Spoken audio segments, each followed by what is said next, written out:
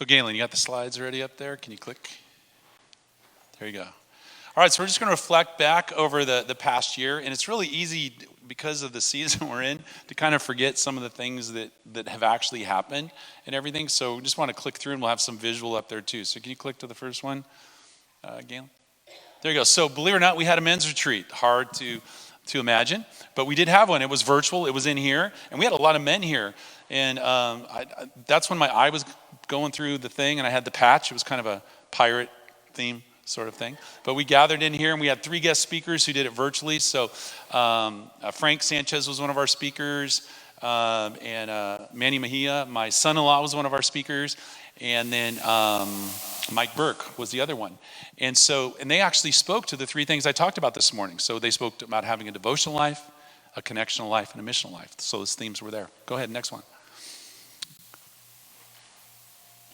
All right, we're having fun with our stuff. Okay, facility improvements. So last year, the new doors got put in and everything, but you need to know that during this past year, the whole kids wing, we did that. So we pulled up all the carpet.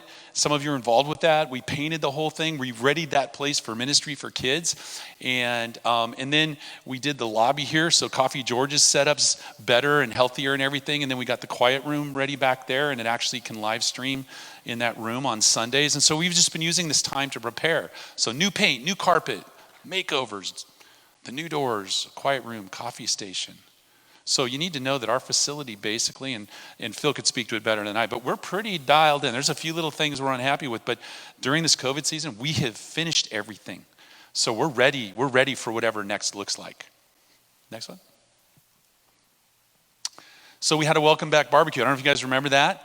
But it was just a chance to try to get everybody back. The numbers had gone down and everything. We roasted chicken. We had the bouncy house, and it was fun. We were outside. I don't know if you guys remember that, but it was a chance for us to start trying to get everybody back together as family and community, and that was a great day. And we're actually looking forward to doing some more things like that because we discovered that is a great way to gather and for the community to even see us and find us outside the building.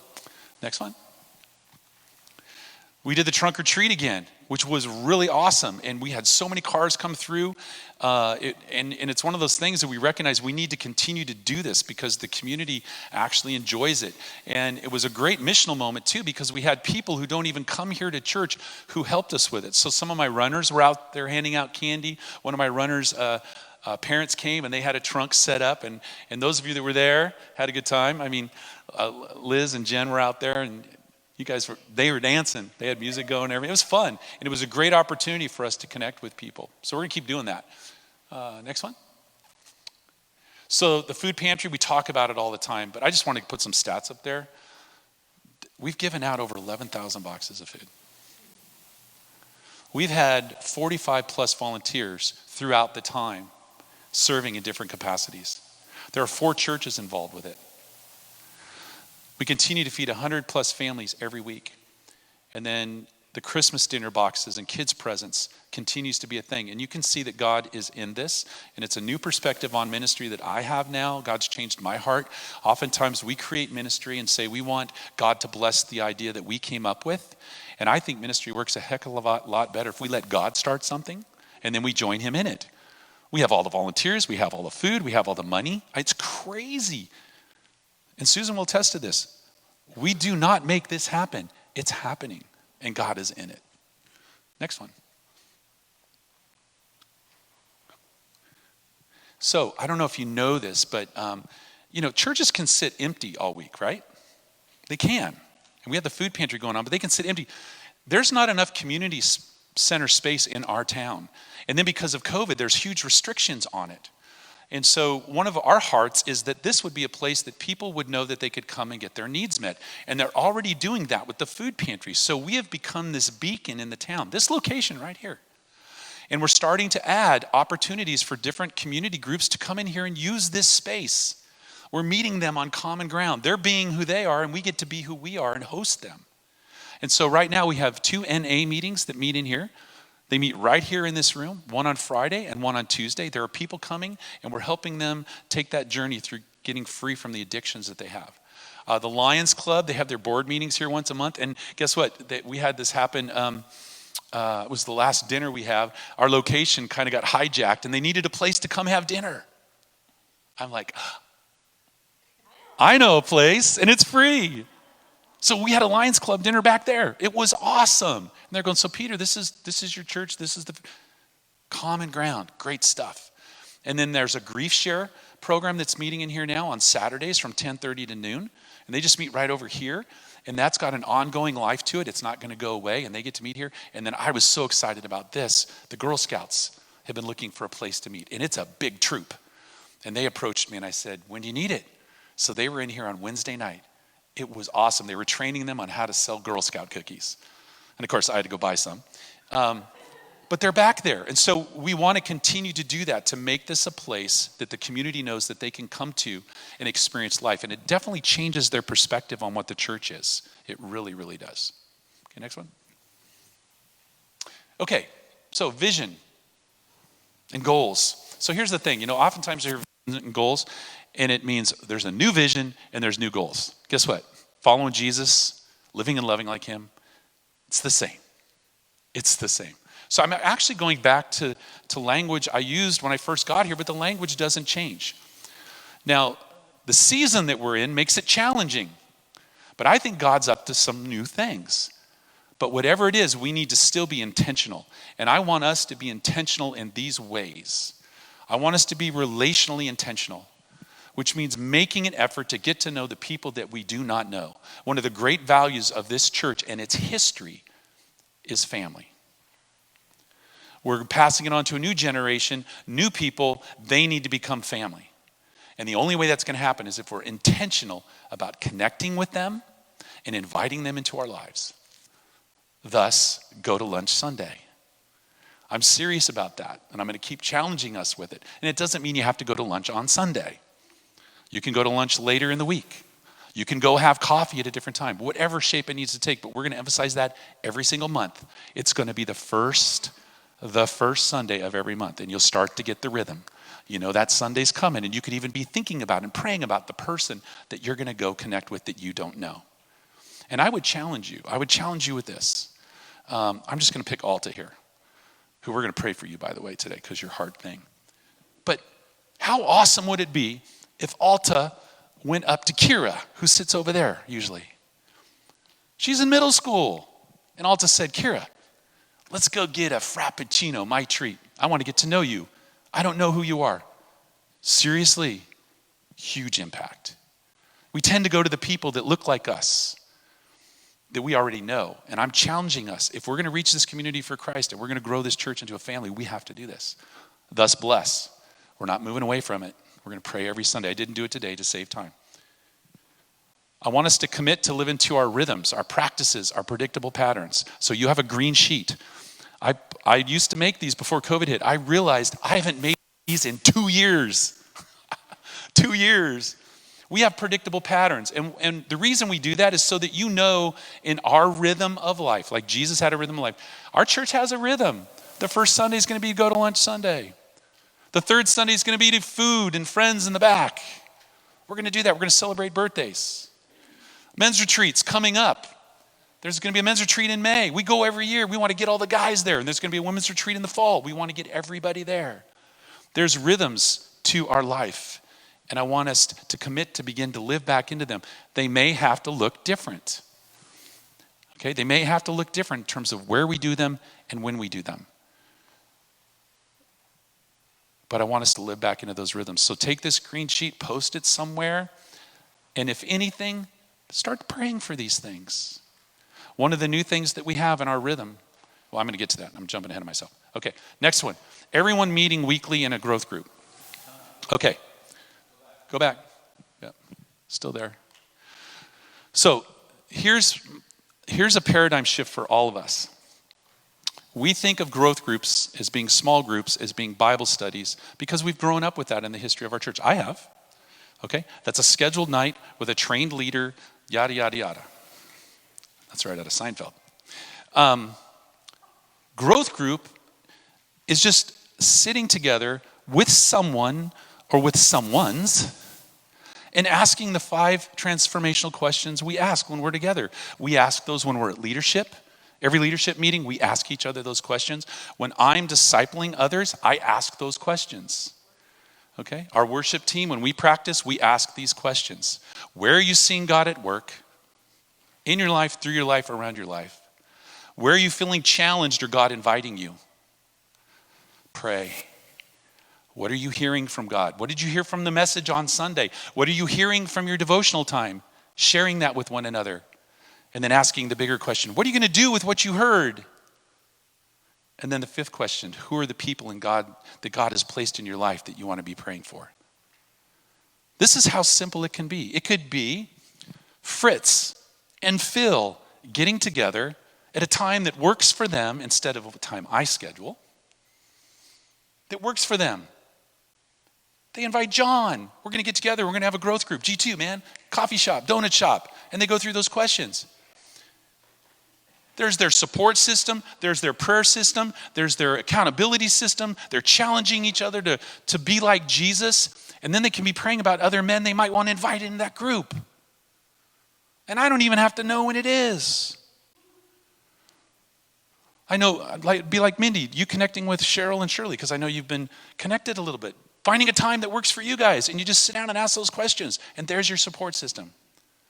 You know? Now, I'm going to have one on Tuesday night that I'm inviting people to so they can check it out. But I'm telling you, live freely into it. You know? Betsy's schedule's gotten all hijacked because she's a full-time teacher now. You know? But I'm challenging her to say, hey, there's some teachers at your school who are part of our community here. Figure out when to do it before school once a week. Can you imagine what will happen if we all start doing that? And then when new people come and you get to know them, you can invite them into the guys or the gals or the group that you have. We could have a bunch of women who choose to meet. Because you're not working anymore, you're retired. You decide this is when we're going to meet. But I want us to live into that. There's no reason for any of us not to be doing that. It's discipleship. You're actually learning how to disciple other people by asking those questions. Because when someone says, Peter, I want to follow Jesus, how do I do that? I go, let's start having coffee together. And guess what?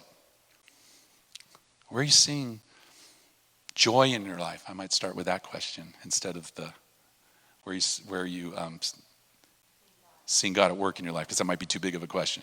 I don't think it is. But then we get to that question. But then where are you feeling challenged? And then I'll say, you heard the message on Sunday, or let's read a passage of scripture, the passage from Sunday, read it. So what are you hearing? And I don't teach them. I say, what did you hear from this passage? What did it say to you? And I go, wow, that's amazing. What are you going to do with that? And then, is there anybody in your life that you sense that maybe you could be a difference maker in their life? And then we pray together. I'm seriously, when someone says they want to follow Jesus and hang out with, that's where we start. And as we grow into maturity, I hang out with pastors. We ask each other these questions. It's a covenant thing, actually. We're a covenant church. It's become a covenant thing. Those questions. Okay? All right. Whole church focus on reaching youth and young families. So if I pull up the demographics on our computer in the office, bar graph. So we're starting down at 0 here. No bar. Then a little bit bars. No bars. Get up to about 50 bars. Get up to 60 bars. Guess what? I'm 61. We have a 2-generation gap missing that we're not reaching. Do you realize that? There are thousands of young families in this town. We're not reaching them. I love all of you. I love the life we have together, but we're called to pass this on to the next generation. It's essential to do it. Now we have to be realistic on how we do it, but I will tell you what, it does begin with relationships. Now it's really neat because God has called Terry and Kristen to start doing something for high school and middle school students. And you'll see that, I think it's on the schedule there. On the second Wednesday of the month, they're going to come down here and they're going to cook. And they've already done this a couple of times already. They use our kitchen. They cook food that they want to learn how to cook, but they make a lot of it, and then they take it over to Host House and Naomi's house and drop it off for them. They're going to start doing that once a month. They can invite all their friends to it, and they get to learn how to kind of be Jesus-like. It's a great entry point. And then the last Friday of the month, they're going to meet together down here, and they're going to have a game night. Kids are into board games. If you can believe that, board games have come back. For some reason, the video games are just not doing it anymore. They want to play board games. So they're going to have a game night down here. They're starting simple. They want to build relationships with kids, and you can begin to invite them into that. But this is what I'm asking you, is if God starts to pull something up here on our radar where it's come to us, like instead of us figuring out, how are we going to get these kids? How are we going to get these kids? If God does something, I'm asking us as a church that we're all hands on deck, whatever it is that we choose to do. So that means in whatever capacity you have, you recognize this is a moment, a simple moment, not an overworked moment. I don't have the capacity either, but a real special moment that we're going to put all of our time and energy into it, and we're going to love those kids and their families when they show up. They're going to be priority number one. And it starts with this moment. If there's a Sunday and families come in here with kids, I mean, don't overwhelm them. But they ought to be the focus of our attention. And you are loving people, and we need to love them into our family here because they're looking for it. They're looking for it. And that even goes so far as some of the families we have here, when they're not here, does it even come into your head that maybe, I think I'm going to call them. I haven't seen the triplets in a few weeks. I miss them. I mean, I can call them, but guess what? There's this weird word attached to my name. Anybody know what that word is? Pastor. Of course the pastor is going to call. You know the power it has when one of you calls? You're like big time power. Okay. And then lastly, everyone choosing an opportunity to serve, typo there. So Sunday, right, because of COVID, think about it. When COVID hit, all of a sudden I'm live streaming from my house. And now we're back here, and there's little things that just need to be done. And it's not big things, but we need everybody to serve in some capacity. And I want you to serve out of your capacity, okay? So we have clipboards in the back, and they're very specific areas that you can help, okay? One is hospitality. So we're doing Food and Friends next week, Sandwich Sunday. Mindy oversees that. Mindy needs help doing that. And maybe the way in which you serve here is you say, whenever Mindy's doing something, I'm going to ask, can I help bring food? Without her having to get on the phone and rally it, you're like, I'm on the team, man. I'm a food bearer. I'll bring food. Okay?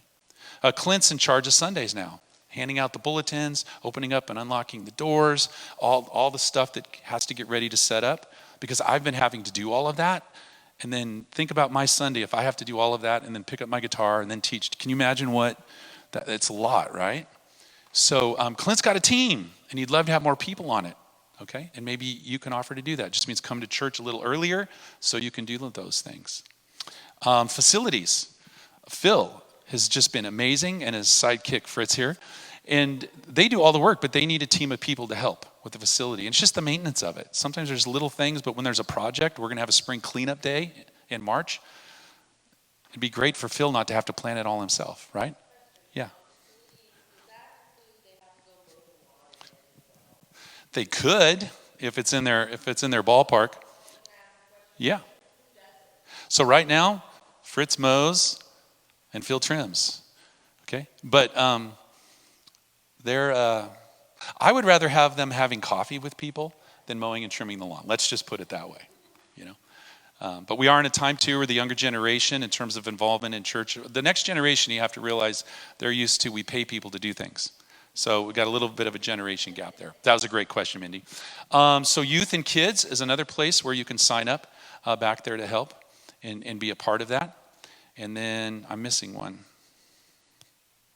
in my head. I forget, there's 6 of them. No, well, the office, we've got a lot of people helping with that. Mindy, can you look? I missed one. I said 5 of them and I forgot one. Oh, that's it. Next fun thing. So if you recall back, some of you are new, but we had a chili cook-off barn dance. That's like a major fun thing. Our next fun thing is going to be a Super Bowl party at Clint's house. Okay, so we try to do something where we just have fun. Because when I first came here, I remember what? Susan lives there too. Yeah. Yeah, that's Clint and Susan's house, the dynamic duo. So I'm going to rabbit trail here just for a second. So Patsy, you met Susan and they were looking for a church, and you invited them here. Do you realize how God blessed us with that invitation. That's all I'm saying. Okay. Anyway, our next fun things, we have them periodically, and I want to have them come back, but we need to have a team that even comes up with an idea that we live into, because we do want to have fun. When I first got here, we went and saw a movie together, and I don't know if you remember this, Mindy, but we went to the Turlock, to the theater to see a movie, and we ate at a Mexican place beforehand, and then Patty King, some of you know Patty goes, "Can we do this again?" And I go, "What do you mean?" And she goes, "In my church life, we've not done stuff like this. Could we go camping? Could we?" And she just starts, and I go, "Yeah, you guys haven't done this stuff? No, we need to have fun together." So anyway, signing up to help with that would involve helping us figure out what our next fun thing is, because we want to have fun. It's not meant to be just this church thing over here. It's supposed to be whole life, okay? So anyway, I wanted to share those things. This is what we're committed to. Let's be intentional. Let's be relational, connectional, invitational. And we want to reach this community for Christ. And there are new people that are going to be moving in here in the next 3 years that are going to be looking for a church home. And it'd be great for us to be one of those church homes that they find. And that when they come in here, they're not strangers, they become family. Okay? All right, that's all I had, Eric.